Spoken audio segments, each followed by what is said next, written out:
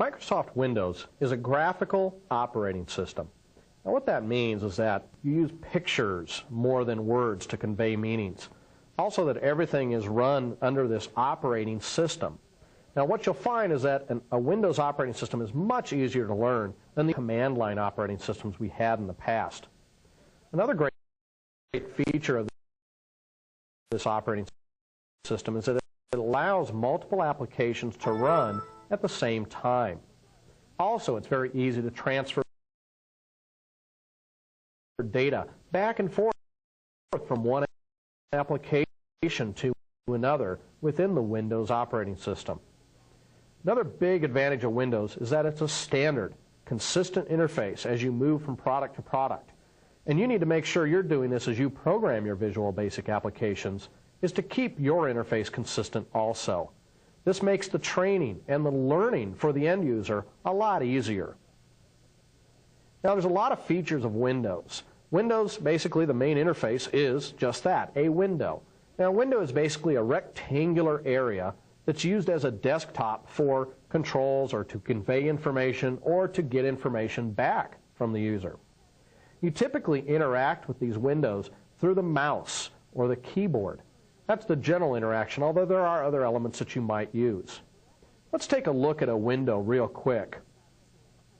If we were to bring up Explorer, you can see that this is what's called a window. It's a rectangular area. Up at the top here we have a window title, or the caption area. It kind of depends how you talk about things, but this is the basic terminology, is the window title. Over here to the right, you're going to see that we have what's called a minimize button, which when I click on this will actually minimize it down to the taskbar, or a normal or maximize button. If I click on this, Explorer will go to full screen.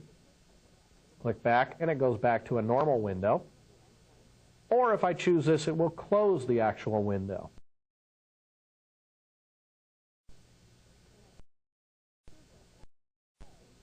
Over here back to the left, you'll also find a command menu. And this command menu basically gives you those same features we just looked at, but through a keyboard interface. You typically have some sort of menu system with drop-downs, also even sub-menus.